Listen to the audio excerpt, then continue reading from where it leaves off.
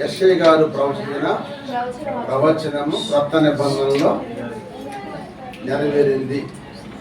క్రీస్తు పూర్వం 772 సంవత్సరాలు ప్రవచించిన ప్రవచనము క్రీస్తు శకంలో క్రొత్త నిబంధనలో నెరవేరిందని చెప్పుకున్నాం. అంటే ప్రవచనము నెరవేర్పు అది చెప్పేది. అదైనా ప్రవచనం నెరవేర్పు రాత్రి చెప్తాను.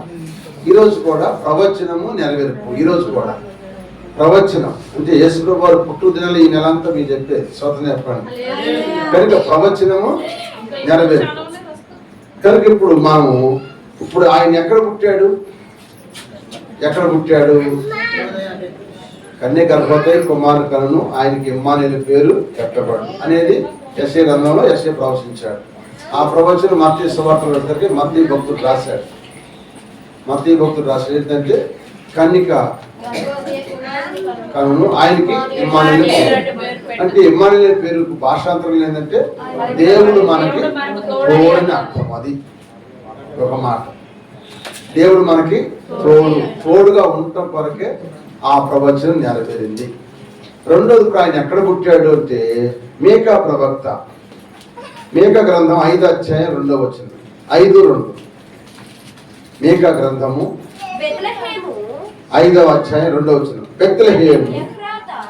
బెత్లెహేము ఎఫ్రాతా యూదా వారి కుటుంబములో నీవు స్వల్ప గ్రామమైనను నా కొరకు ఇశ్రాయేలును ఏలబోవాడు నీలో నుండి వచ్చును. చాలు. ఇక్కడ ఏముందంటే బెత్లెహేమును ఎఫ్రాతా. యేసుప్రభు వారు ఎక్కడ పుట్టినట్టు చెప్పండిప్పుడు? పశువుల పాకలోనా? చెప్పాలి. పశువుల తొట్టులోనా? సత్రంలోనా? కాదు. బెత్లెహేములు అంటే మార్గంలోనే ఆయన ప్రసవించారు. ఔగుస్తా ఆ లెక్క రాసుకోవడానికి ప్రజాసంఖ్య రాసుకోవడానికి వెళ్తున్నప్పుడు మార్గంలోనే ప్రసవించింది. ఆ బిడ్డను తీసుకుని సత్రంలోకి వెళ్తే చోటు లేదన్నారు. అక్కడ చోటు లేకపోతే అప్పుడు పశువుల పాకలోకి వెళ్తే అక్కడ తొట్టు ఉంది. ఆ తొట్టులో పొత్తిగొడుగుతో చుట్టి ఆ తొట్టులో స్వరండు పెట్టారు. పుట్టింది ఎక్కడంటే బెత్లెహేము. స్వతంత్ర చెప్పండి. బెత్లెహేములో యేసయ్య పుట్టిన ప్రవచనం అనేది ఎవరు చెప్పారంటే మీకా ప్రవచించారు. ఆ మీకా ప్రవచించిన ప్రవచనము నెరవేర్పు ఎక్కడ జరిగిందంటే మత్తయి సువార్త 2వ అధ్యాయము మొట్టమొదటి జరిగింది. చదవండి. మత్తయి సువార్త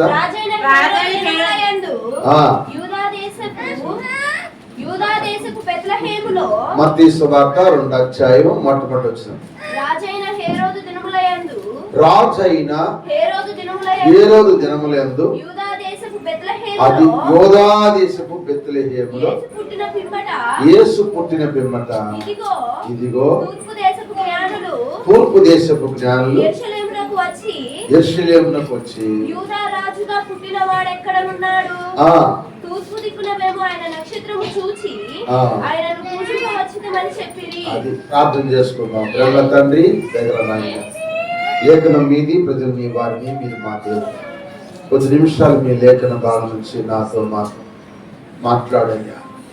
మీ మాటలు మాకు అద్వైతగా పరిశుద్ధాత్మ దేవుడా మీరే సహాయం చేసి మాతో మాట్లాడు. నాతో అందరితో మమ్మల్ని అందరినీ కూడా వాక్యం ద్వారా మమ్మల్ని బలపరిచి ధైర్యపరిచి నాయన మీ యందు భక్తులు జీవించే జీవితం మాకు ఇచ్చి ఈ కృపలో వాడుకున్నాం. యేసుక్రీస్తు నామమున తండ్రి. ఇక్కడ ఈ ప్రవచనం మీకా భక్తుడు ప్రవచించిన ప్రవచనం. ఆయన బెత్లెహేములో పుడతాడు. క్రీస్తు శకం 2005 సంవత్సరాల క్రితమే ఆయన పుడతాడని మీకా భక్తుడు ప్రవచించాడు. ఆ ప్రవచనాన్ని మత్తయి భక్తుడు రాశాడు. యూదా బెత్లెహేములో ఆయన కనుక యూదా దేశ బెత్లెహేములోనే ఆయన పుట్టాడు. కనుక అది నెరవేరుతాం. ప్రవచనము నెరవేరు జీవితం అంటే మనము కూడా ప్రవచనం అనే మాట ఏంటంటే ఈ పరిశుద్ధ గ్రంథం అంతా కూడా ప్రవచన గ్రంథం అంటారు. ప్రవచన గ్రంథం. ఇది పుట్టవేయబడిన గ్రంథం. మరి 400 సంవత్సరాలు 40 మంది భక్తులు 700 సంవత్సరాలు రాశారు. 40 మంది భక్తులు 700 సంవత్సరాలు రాసిన గ్రంథం ఇది. మన చేతుల్లోకి వస్తే దీన్ని మనం ఏదో మన ఇష్టమైతే చూద్దాం, లేకపోతే మానేది. ప్రవచన గ్రంథం ఇది. దేవుని గ్రంథంలో మాటలు ఏ మాట కూడా పొల్లు కానీ సొల్ల కానీ సున్నా కానీ తప్పిపోదు. ఆకాశం భూమిని గతించిపోతాయి కానీ ఆయన మాటలు గతించిపోవు. అందుకని ఆయన మాటలు మనం వింటానికి ఒక దేవుడు దయచేసి ఆనాడు చేసిన ప్రవచనము నెరవేరుకోవచ్చు. ఈనాడు కూడా కొంతమంది ప్రవచిస్తారు. ఆ ప్రవచనాలు కొన్ని నెరవేర్తి, కొన్ని కానీ భక్తులు ప్రవచించిన ప్రవచనాన్ని నెరవేరు. అదే అన్నమాట ప్రవచన గ్రంథం అన్నమాట. వాక్యం ఒక మాట చెప్పాలంటే వాక్యమే ప్రవచనము. వాక్యమే ప్రవచనం. ప్రవచనం ద్వారా దేవుడు మాట్లాడుతున్నప్పుడు అది వాక్యానుసారంగా ఉన్నప్పుడు దాన్ని నువ్వు కనిపెట్టి ప్రార్థన చేయి, తప్పక నెరవేరింది. హల్లెలూయా. కనుక ఆయన పుట్టినప్పుడు కోటి కన్ని కనబడితే కుమారుని కట్టింది. ఆయనకి ఇమ్మానుయేలు అంటే దేవుడు మనకు తోడు అర్థం. ఒకటి. రెండోది ఆయన ఎక్కడ పుట్టాడంటే బెత్లెహేములో పుట్టాడు. ఇప్పుడు మూడోది ఏం జరిగిందంటే ఇరిమియా ప్రవచిస్తున్నాడు. బెత్లెహేములో ఆయన పుట్టడం వల్ల 2 సంవత్సరాల్లో పిల్లలందరూ కూడా హేరోదు రాజు చంపేశాడు. ఈ చంపడానికి కారణము 3వ మాటలో ఇరిమియా ప్రవక్త ప్రవచించాడు. చూడండి, ఇరిమియా గ్రంథం 31 అధ్యాయము 15వ వచనం. ఇరిమియా గ్రంథము 31 వచనం 15వ వచనం. యెహోవా ఇలాగు సెలవిస్తున్నాడు, ఆలకించండి. రామాలో ఎక్కడంట? రామాలో అంగలార్పును మహారోదన ధ్వని వినబడుచున్నది. రాహేలు తన పిల్లలను గూర్చి ఏడుచున్నది. ఆమె పిల్లలు లేకపోయినందున ఆమె వారిని గూర్చి ఓదార్పు పొందనోళ్ళకు ఉన్నది. అంటే ఇది ఎవరు ప్రవచించారంటే క్రీస్తు పూర్వమే ఇరిమియా ప్రవక్త ప్రవచించారు. రామాలో అంగలార్పు అన్నాడు. రామాలో అంగలార్పు అనేది రావడానికి కారణం ఏంటంటే అది నెరవేర్పు జరిగింది. ఎక్కడ జరిగిందంటే మనం మళ్ళా మత్తయి సువార్తలో రావాలి. మత్తయి సువార్త 2వ అధ్యాయము 16 నుంచి 18 వరకు చదువు, మీకు అర్థమైంది. 16 2వ అధ్యాయం 16 ఆ జ్ఞానులు హేరోదు గ్రహించి బహు ఆగ్రహం తెచ్చుకొని తాను జ్ఞానుల వలన వివరముగా తెలుసుకొనిన కాలమును బట్టి బెత్లెహేములో దాని సకల ప్రాంతములలో 2 సంవత్సరాలు మొదలుకొని తక్కువ వయసు గల మగ పిల్లలందరినీ వధించాడు. అందువలన రామాలో అంగలార్పు వినబడెను. ఏడ్పుడు మహారోదన ధ్వనియు కలిగెను. రాహేలు తన పిల్లల విషయమై ఏడ్చుచు వారు లేనందున ఓదార్పు పొందనోళ్ళకై ఉండెను అని ఇరిమియా ద్వారా చెప్పబడిన వాక్యం నెరవేరును. ఆ ఇరిమియా ద్వారా అక్కడ చెప్పిన మాట ఇక్కడ మత్తయి గారు కూడా అప్పుడు ప్రవచనము ఇప్పుడు నెరవేరుపు. అంటే యేసును పుట్టడం వల్ల ఒక దేశ ప్రజలందరూ కూడా పసిబిడ్డలు చచ్చిపోయారు. అందుకే నేను ఒకసారి మీకు చెప్పిన సబ్జెక్టు క్రిస్టమస్ కన్యలతో ఉందని చెప్పాను. క్రిస్టమస్ మనం పండగ అనుకుంటున్నాం, అది కన్యలతో ఉందని చెప్పాను. కొన్ని సంవత్సరాల క్రితం చెప్పాను అన్నమాట. నిజమే, యేసయ్య పుట్టినందుకు మరి 2 సంవత్సరాల లోపల మగబిడ్డలందరూ కూడా చంపేశాడు. హేరోదు రాజు చంపేశాడు. మరి అప్పుడు ఎక్కడుంది చెప్పండి? ఆ దేశం అంతా ఎక్కడుంది? ఆ ప్రభు ఎక్కడ పుట్టాడో ఏమోను, మా బిడ్డలందరూ చంపేశారని ఆ ప్రభుని ఎంతమంది ఎన్నుకున్నారో, ఎన్ని రకాలు జరిగిందో అర్థం చేసుకుంటే మనం ఆలోచిస్తే అవునా కాదా అమ్మా? ఆయన పుట్టినందుకు సంతోషమే మనకి. కానీ ఆ టైంలో యేసయ్య పుట్టడం వల్ల, ఆ జ్ఞానం చెప్పపోవటం వల్ల జ్ఞానం చెప్పొద్దని చెప్పింది కూడా ఎవరు? దేవదూతే. మీరు ఆ మార్గంలో వెళ్ళొద్దని చెప్పాడు. కానీ ఇప్పుడు యూదుల రాజు ఏంటంటే నన్ను వీళ్ళు మోసం చేశారు కనుక ఈ బెత్లెహేము ఈ చుట్టుపక్కల ఈ రామాలు ఉన్న పట్టణంలో ఉన్న ప్రజలందరూ కూడా చంపేయమని ఆజ్ఞాపించారు. చంపేస్తే ఆ మగబిడ్డలందరూ చచ్చిపోయారంట. 2 సంవత్సరాల లోపు పిల్లలందరూ కూడా చంపేస్తే ఎంత అంగలాడుకో, ఎంత రోధనో, ఎంత ఏడ్చారో. కానీ ఆ బిడ్డలందరూ కూడా యేసై పుట్టడం వల్ల హతసాక్షులు అయ్యారు. దేవుని స్తోత్రం చెప్పండి. హతసాక్షులు లెక్కలోకి వచ్చారు. యేసై పుట్టినప్పుడు ఆ బిడ్డలందరూ ఎక్కడికి వచ్చారంటే హతసాక్షులు అయ్యారు. హతసాక్షుల లెక్కలోకి వచ్చారండి. హతసాక్షుల హృదయం నాటి పునాదికి విత్తనం అని చెప్పినట్టుగా వాళ్ళందరూ కూడా హతసాక్షులయ్యారు. కనుక ప్రభునందు ప్రియమైన దేవులారా, ఆనాటి కాలంలో కన్నీరు, ఈనాటి కాలంలో మనకి ఆనందము. అందుకే సర్వోన్నత స్థలములో దేవుని మహిమయు ఆయన ఇష్టమైన ప్రజలకు భూమి మీద సమాధానం కలుగును. ఇప్పుడు మనం సంతోషపడుతున్నాం. ఆనాటి కాలంలో ఆ దేశ ప్రజలందరూ కూడా కన్నీరుతో ఏడ్చారు. ఎన్నాళ్ళు ఏడ్చారో తెలియదు. కానీ ఆ రాహేలు పిల్లలు లేకపోతే ఆమె ఓదార్చలేకపోయారంట. అంత ఏడ్చిందంట రాహేలు. అంత ఏడుపు, ఆ దేశం అంతా ఏడ్చినంత ఏడుపు ఏడ్చిందని రాహేలు కూడా. కనుక ప్రభునందు ప్రేమించారా, యేసు ప్రభు వారు కోటి కన్యకు పుట్టాడు. ఆయన ఇమ్మానుయేలు. ఆయన పుట్టిన స్థలము బెత్లెహేము. ఆయన కనపడినందుకు, ఆ రహస్యం చెప్పనందుకు ఆ దేశంలో ఉన్న ప్రజలను కూడా చంపేపించాడు. ఎవరు? హేరోదు రాజు. ఈ నాలుగో మాట ఏంటంటే హోషే గ్రంథము 11వ అధ్యాయం. మొట్టమొదటి వచ్చి హోషే గ్రంథము 11వ అధ్యాయం 11వ అధ్యాయం మొట్టమొదటి వచ్చి 11. ఇశ్రాయేలు చూడండి, ఇశ్రాయేలు బాలుడై ఉండగా నేను అతని ఎడల ప్రేమ కలిగి నా కుమారుని ఐగుప్తు దేశంలోనికి పిలిచితిని. ఎక్కడ పిలిచాడంట?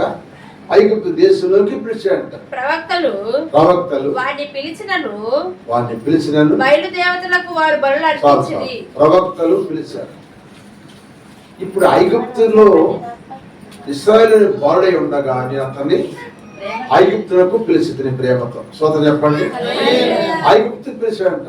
అంటే ఐగుప్తులో ఉన్నాడు యేసు ప్రభువారు. ఎక్కడ ఉన్నాడు చెప్పండి? ఐగుప్తులో ఉన్నాడు.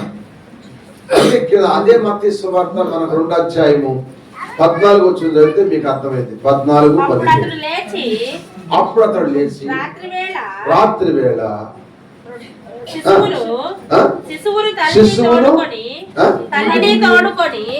శిశువును తల్లిని తోడుకొని ఐగుప్తునకు వెళ్ళి ఐగుప్తు నుండి నా కుమార్ని పిలిచితిని అనే మాట అది నెరవేరు కొరకు ఈ క్రొత్త నిబంధనలో మత్తయి గారు రాశారు. స్వతం చెప్పండి. ఇప్పుడు ఐగుప్తుకి వెళ్ళిన మాట వాస్తవం యేసు వారు ఆనాడు ప్రవచనము. మరి ఇప్పుడు తీసుకెళ్తే నువ్వు ఏసేపు తీసుకెళ్తే వాళ్ళు చంపేస్తారు కనుక ఐగుప్తు తీసుకెళ్ళదు. నజరేతు తీసుకెళ్ళదు. బెత్లెహేము నుంచి నజరేతు తీసుకెళ్ళదు. నువ్వు ఎక్కడ తీసుకెళ్ళాలంటే ఐగుప్తుకి తీసుకెళ్ళమని చెప్పాడు. ఐగుప్తులో ఉన్నాడు యేసు ప్రభువు. ఎప్పుడు దాకా అంటే ఈ హేరోదులో చచ్చిపోయే వరకు కూడా అక్కడ ఉన్నాడు. ఆ తర్వాత అప్పుడు రమ్మన్నాడు. అప్పుడు నజరేతుకు వచ్చాడు. బెత్లెహేములో పుట్టాడు, నజరేతులో అయినా పెరిగాడు. అందుకే నజరేతు వాడ అంటారు. ఆయన ఐగుప్తులో ఉన్నాడు. అది నెరవేరింది. కొత్త నిబంధనలో మత్తయి గారు ఆ మాటను ఎత్తిపట్టి రాశాడు. కనుక నెరవేర్పు అనమాట. నేను చెప్పేది ఏంటంటే ఈరోజు ప్రవచనము నెరవేర్పు. ప్రవక్తులు ప్రవచించిన ప్రవచనం నెరవేర్పు కొరకే యేసు ప్రభువారు పుట్టాడు ఈ లోకానికి. స్వతం చెప్పండి. ప్రవచనాలు నెరవేర్పు కొరకే యేసయ్య పుట్టాడు. ఆ ప్రవచనం నెరవేరకపోతే ఎవరికి నమ్మరు. అందుకని వాటి నిమిత్తం ఆయన పుట్టాడు. ఇప్పుడు 5వ మాట జకర్యా గ్రంథం. 5వ మాట జకర్యా గ్రంథము 9వ అధ్యాయము 9వ వచనం సియోను నివాసులారా, చూడండి జకర్యా గ్రంథం 9:9 అంటే సియోను నివాసులారా సంతోషించుడి, మీరు సంతోషించండి, యెరూషలేము నివాసులారా యెరూషలేము నివాసులారా ఉల్లాసముగా ఉండుడి. ఉల్లాసంగా ఉండండి.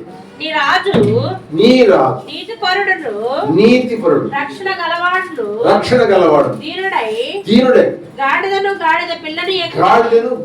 పిల్లను ఎక్కి నీ యొద్దకు వచ్చుచున్నాడు. మన వద్దకు వస్తున్నాడు. ఇది ఎవరు ప్రవచించారు? జకర్యా ప్రవక్త ప్రవచించాడు.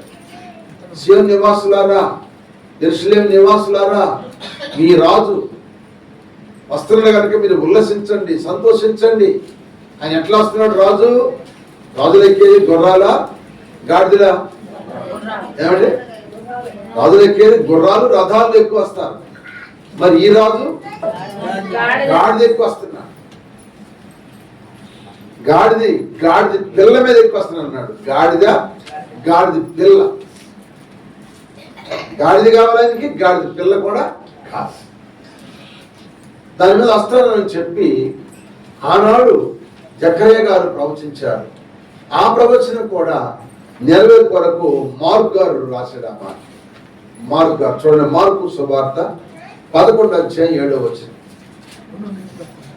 వారు ఆ గాడిద పిల్లను యేసు వద్దకు తోలుకొని వచ్చి, వారు ఆ గాడిద పిల్లను యేసు వద్దకు తోలుకొని వచ్చి తమ బట్టలు దానిపై వేయగా ఆయన దాని మీద కూర్చుండెను. అనేకులు తమ బట్టలను దారి పొడుగున పరచిరి. కొందరు తాము పొలంలో నరికిన కొమ్మలను పరిచిరి. మరియు ముందు వెళ్ళుచుండిన వారు వెనుక వచ్చుచుండిన వారు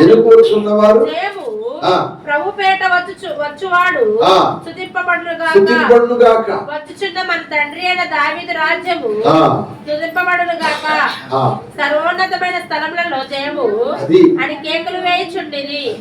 రాజు వస్తున్నాడు. ఇప్పుడు గాడిద పిల్లకి ఎవరు వస్తున్నాడు? యెరూషలేముకు వస్తున్నాడు. చెప్పండి, యెరూషలేముకు వస్తున్నాడు. ఆనాడు జకర్యా ప్రవచనం కొత్త నిబంధనలకు వచ్చేసరికి క్రీస్తు శకంలో మార్కు సువార్తలో నెరవేరింది. ఆయన అనుకొచ్చాడు 33 సంవత్సరాలు. 30 సంవత్సరాలు నజరేతులో ఉన్నాడు. అమ్మాయి నజరేతులో తండ్రి దగ్గర ఉన్నాడు. తండ్రి వడ్రంగం పని తండ్రితోనే ఉన్నాడు. 12వ ఏట ఆయన యెరూషలేముకు వచ్చాడు పండగకి. ఆ 12వ ఏట యెరూషలేము వచ్చినప్పుడు యెరూషలేములో యేసేపు మరియమ్మ ఆ పండుగ తను నిలబడాలంటే బంధువులతో అందరితో మాట్లాడుకుంటే ఈయన 12వ ఏట ఎక్కగలిగి బాధకుల మధ్య యెరూషలేముకి వెళ్ళి బాధకుల మధ్యలో కూర్చుని వాళ్ళు చెప్తున్న మాటలకు ప్రశ్నలు వేశాడు. ప్రశ్నలు వేసి జవాబులు అడుగుతున్నారు. వాళ్ళు మీరు చెప్తున్నారు ఇది ఎక్కడుందా అది ఎక్కడుందని అడిగాడు. 12వ ఏట వీళ్ళు బిడ్డలు మర్చిపోయి వెళ్ళిపోయారు. మళ్ళీ తిరిగి 3 రోజులు అండి. 3 రోజులకి వెళ్ళేదాకా 3వ రోజు చూస్తే పిల్లడు ఏమంటే మళ్ళీ ఎక్కడికి వచ్చారు? 3 రోజులకు వచ్చారంట. మన యెరూషలేము 3 రోజులకు వచ్చినప్పుడు యెరూషలేములో దేవాలయంలో ఉన్నట్టు ఎవరో బాధకుల మధ్య కూర్చున్నాడు యేసయ్య. అప్పుడు అయ్యా మీకోసం మీ అమ్మ నాన్న పిలుస్తున్నారయ్యా, నువ్వు ఇక్కడే కూర్చున్నావు, నీకోసం దేవుడు అంటే ఎవరు నా తల్లి, ఎవరు నా అమ్మ, నేను నా తండ్రి పనుల మీద నేను ఉండలేదా, నీకు తెలియదా అని అన్నాడు. అని అప్పుడు తల్లిదండ్రులకు లోబడి వెళ్ళి 30 ఏట వరకు అక్కడ ఉండి 30 ఏట యోర్దాను నదిలో బాప్తిసం పొంది 3.5 సంవత్సరాల సువార్తను ప్రకటించాడు. చుట్టుపక్కల గ్రామాలన్నీ ప్రకటించాడు. ఎరికో, యోర్దాను, తర్వాత గలిలయ, ఇంకా కపెర్నహూము, అన్ని చుట్టుపక్కల ప్రాంతాలన్నీ కూడా సువార్త బోధించి 3.5 సంవత్సరాలకు ఆయన యెరూషలేమునకు వస్తున్నాడు. ఆ యెరూషలేము రావటం కొరకు గాడిద కావాలి, గాడిద పిల్ల కావాలి. ఎందుకంటే యెరూషలేములో ఆయన చనిపోతాడు, అక్కడ బాధ పెడతారు అనే విషయాన్ని బట్టి అక్కడ గాడిద మీద ఎక్కువ వచ్చాడు. ఆ గాడిద పిల్ల మీద ఎక్కువ వచ్చాడు. అందరూ ఆయనకి చేయాలి, స్తోత్రాలు చెల్లించారు. హల్లెలూయా. 5 అయింది. 6వ మాట తీసుకొచ్చిన తర్వాత ఇప్పుడు యెరూషలేముకు వచ్చిన తర్వాత ఇప్పుడు జరిగిన సన్నివేశం ఏంటంటే చూడండి, జకర్యా గ్రంథం 11వ అధ్యాయం 12వ వచనం. జకర్యా గ్రంథము 11వ అధ్యాయం 2వ వచనం. మీకు అనుకూలమైన ఎడల మీకు అనుకూలమైన ఎడల నా కూలి నాకు ఇయ్యుడి. నా కూలి నాకు ఇయ్యుడి. నాకు ఇయ్యుడి. లేని ఎడల లేనెడల మానివేయుడని మానివేయడని నేను వారితో అనగా నేను వారితో అనగా వారు నా కూలికై నా కూలికై 30 తులముల వెండి ఎన్ని తులాలు వెండి అంట? 30 తులాలు వెండి తూచి ఇచ్చి. యెహోవా ఎంత ఇచ్చారంట? 30 తులాలు వెండి తూసి ఇచ్చారు. నా కూలి నాకు ఇవ్వండి, లేనలా వెళ్ళిపోతా అన్నాడు. లేదు ఉండమని చెప్పి ఆ రోజు నేసంట 30 తులాల వెండి తూసిచ్చారంట. ఇది జకర్యా మళ్ళీ రెండోసారి ప్రవచించాడు. ఈ ప్రవచనం కూడా మళ్ళీ నెరవేర్పు. ఈ ప్రవచనం కూడా నెరవేర్పు. దీన్ని మీరు చూస్తే మత్తయి సువార్త 26వ అధ్యాయం 15 వచనం ఉంటుంది. ఈ మాట 26వ అధ్యాయం 15వ వచనం అంటాడు, నేను ఆయనకు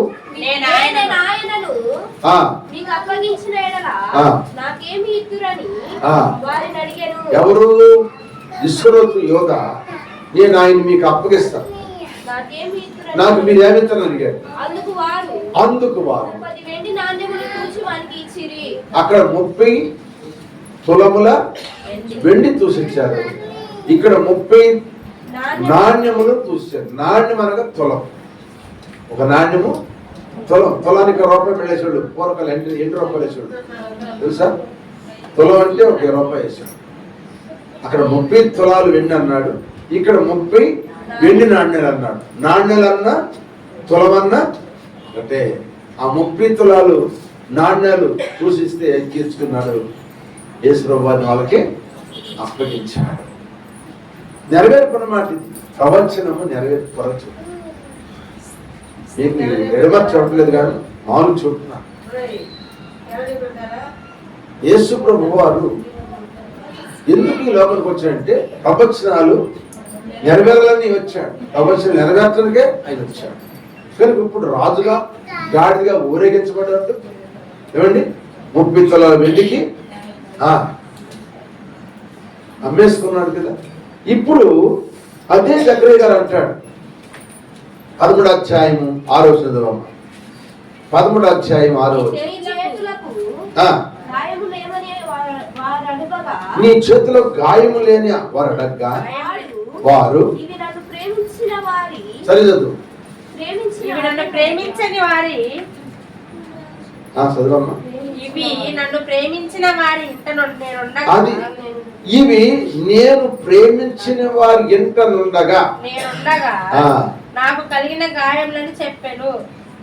యేసుప్రభు వారంట ఏ ఇంట్లో వాళ్ళని ప్రేమించాడో ఆ ప్రేమించిన వారే ఆయన గాయాలు పెట్టారంట. ఇది ప్రవచించాడు. ఎవరు? జకర్యా గారు. ఎందుకయ్యా నీ చేతుల్లో గాయాలు అడిగారు ఆ రోజులు. అడుగుతుంటే చెప్పిన మాట ఏంటంటే, నేను ప్రేమించిన వారి ఇంట ఉన్నప్పుడు వాడు నన్ను గాయాలు పెట్టారు. నిజమే, ప్రేమించిన వాళ్ళు ఎక్కువ గాయాలు పెడతారు. మనం ఎవరైతే ఎక్కువ ప్రేమిస్తామో వాళ్ళే మన గాయపరుస్తారు. యూదులను యేసుప్రభు ఎక్కువ ప్రేమించారు. ఎందుకంటే ఆ వంశంలో వచ్చిన ఆయన యోధా గోత్ర వంశం నుంచి యేసయ్య వచ్చాడు. యేసయ్య అందరినీ ఎంతో ప్రేమించాడు. ఆ ప్రేమించిన వారే ఏం చేసి చెప్పండి, ఆయన సిలువేయండి అని కేకలేసి ఆయన సిలువుకు అప్పగించారు. ఆ సిలువుకు అప్పగిస్తే అప్పుడు రోమా ప్రభుత్వం, ఆ పిలాతు గారు, ఆ ప్రభుత్వం ఏం చేసిందంట, మేకులు చేతుల్లో కాళ్ళలో మేకులు గుచ్చారు, కొట్టారు, డొక్కలో బళ్ళెముతో పొడిచారు. హల్లెలూయా. కనుక మన కోసం ప్రవచనం నెరవేర్చడం కొరకు ఆయన ఎంత బాధ సహించాడో ఆలోచించాడు. అది ఎక్కడ నెరవేరింది? యోహాను సువార్త 20వ అధ్యాయం 27వ వచనంలో నెరవేరింది. యోహాను సువార్త 20వ అధ్యాయము 27వ వచనంలో నెరవేరింది. తరువాత తోమాను చూసి, నీ వ్రేలు నువ్వు చాసి నా చేతులు చూడు, నీ చెయ్యి చాసి నా ప్రక్కలో ఉంచు, అవిశ్వాసివి గాక. అది అంటే ఇప్పుడు యేసుప్రభు వారు సిలువేసేశారు. యేసుప్రభు వారు తిరిగి లేచాడు. అక్కడ ఉన్న 11 మందికి 10 మంది కనపడ్డాడు.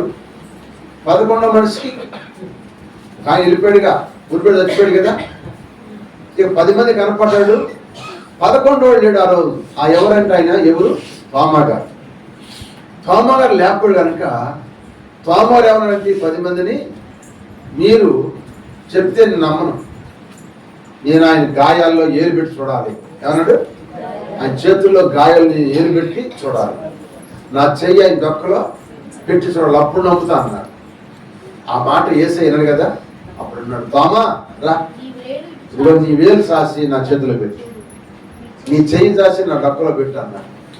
అని అవిశ్వాస కాకుండా విశ్వాసగా జీవించాడు. అది నెరవేరింది. ఆ మాట చెప్పాలి. ఏమైందంట? నెరవేరింది. నెరవేరిపోవాలి. ఆయన పుట్టిన మాట వాస్తవమే. ఆయన పుట్టిన మాట వాస్తవమే. పెరిగిన మాట వాస్తవమే. మన కొరకు ఆయన శ్రమలు పడిన మాట వాస్తవమే. ఆయన మన కొరకు చెప్పండి ప్రాణం పెట్టిన మాట వాస్తవమే. తిరిగి లేచిన మాట కూడా వాస్తవమే. హల్లెలూయా. అందుకని ఆ మాట నెరవేరు కొరకే తోమాని పిలిచి అంటున్నాడు, తోమా. ఈనాడు కూడా ఎంతమంది విశ్వాసం లేని వారు ఎంతో మంది ఉన్నారు. అవిశ్వాసం ఉండేవాళ్ళు ఎంతో మంది జీవిస్తున్నారు. హల్లెలూయా. అలా ఉండకుండా మనము కూడా వ్యవసాయంలో ముందుకు సాగాలి. నేను 7వ మాట చెప్పి ముగిస్తాను. చూడండి, కీర్తన 16వ కీర్తన 10వ వచనం.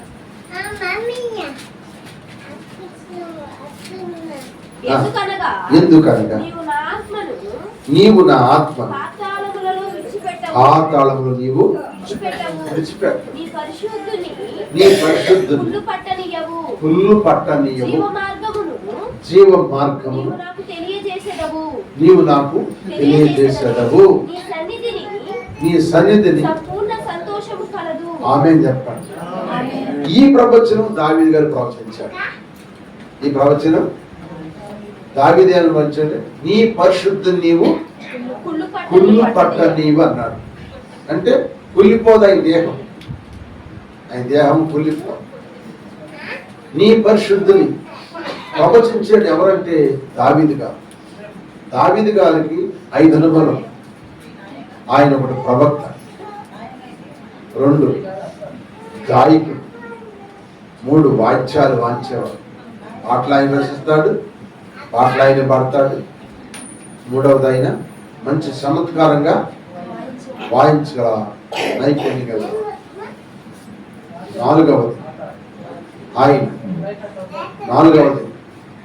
ఆయన సేవకుడు. 5వది రాజు.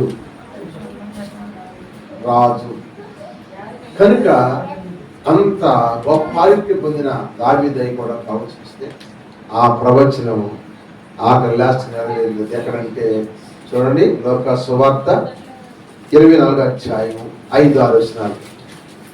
24వ అధ్యాయం 5-6 వచనాలు.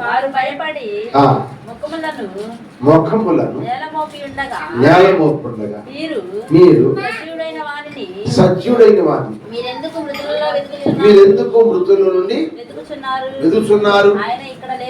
ఆయన ఇక్కడ లేడు. ఆమేన్ చెప్పండి. ఆయన ఎందుకు లేచాడు? మృతుల్లో ఎందుకు వెతుకుతున్నారు? ఆయన కుళ్ళు పట్ల ఆయన 3 దినమునే తిరిగి లేచాడు. తెలియదు ఆయన శరీరం కుళ్ళు పట్టలేదు. చనిపోయాడు, సమాధి చేయబడ్డాడు, తిరిగి లేచాడు. 3 దినమునే ఆయన తిరిగి లేచాడు. కనుక ఆయన పుట్టుకలో ఉన్న ఆ జన్మ రహస్యాన్ని ప్రవక్తలు ప్రవచించిన ప్రవచనాలు నెరవేర్పు వరకు ఆయన క్రీస్తు శకం 2025 సంవత్సరాల క్రితం ఈ లోకానికి వచ్చాడు. క్రీస్తు పూర్వము ప్రవక్తలు ప్రవచించారు.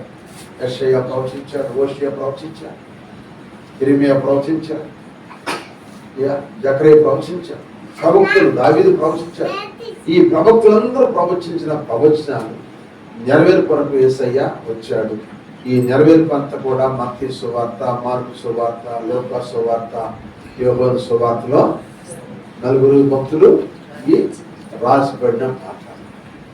అందుకు ఆయన పుట్టాడు. స్వతం చెప్పండి. పుట్టాడు. అర్థమైన స్వతం చెప్పండి. అర్థమైంది. ప్రవచనాలు నెరవేర్చే కొరకే ఆయన వచ్చాడు. మొట్టమొదటి ఏం చెప్పారండి మీకు? నక్షత్రం గురించి. నక్షత్రము అనగా యేసుప్రభువు. ఆయన్ని మనం చూడాలి. రెండోది ఆయనతో మనము నడవాలి. మూడోది ఆయనతో మనము సంతోషించాలి అని చెప్పారు. గుర్తుందా? ఒకటి ఆయన్ని చూడాలి, ఆయన వైపే చూడాలి. రెండోది ఆయనతో నడవాలి. మూడవది ఆయనతో మనం ఆనందభరితమై ఉండాలి. కొంత చెప్పండి. ఇప్పుడు 3వ రోజు కనుక ఈ 2 రోజులు రాత్రి, ఈ రాత్రికి ఈ ప్రవచనం నెరవేరిపోయింది. ఈ దేవుడు రేపు ఏం మాట్లాడితే అది మనం ఎంత సోదరు చెప్పండి. అంటే ఆదివారం నాడు ఆరాధనకి ఈ వర్తమానం కాదు, ఏరి వర్తమానం. హల్లెలూయా. కనుక అందరం కూడా మనము మరి ప్రవచనం నెరవేర్చుకో వచ్చాడు, మన కొరకు ప్రాణం పెట్టాడు, మన కొరకు తిరిగి లేచాడు, త్వరగా రాబోతుంది కనుక మరి ఆయన మన కొరకు ఇన్ని శ్రమలు బాధలు పొందిన పరమ తండ్రి వల్ల మనము పొందుకున్న మేలును బట్టి మనం ఆయన విడిచిపెట్టకుండా ఆయనతో మనం జీవిద్దాం. దేవుళ్ళు ముందుకి సాగిపోదాం. దేవుడి కొద్ది మాటలు అందరి నిగుళ్ళలో నీరు కట్టి ఫలింపచేయు గాక. ఆమేన్. హల్లెలూయా. ప్రార్థన చేసుకుందాం. అందరూ కూడా ప్రార్థనలు ఏకీవించండి. అందరికీ సకల పరిశుద్ధులు తన బిడ్డలు చేసిన ప్రార్థన ప్రకారంగా దేవుడు అందరినీ ఆయన బలమైన రెక్కల కింద భద్రపరిచి ఆదరించి ఆశ్రయించి కాపాడు కాక. ఆమేన్. ప్రవేశ రక్తమే శివ రక్తమే ప్రవేశయ్య నామం సంపూర్ణ. ఆమేన్. ఎంత పొందనాలి.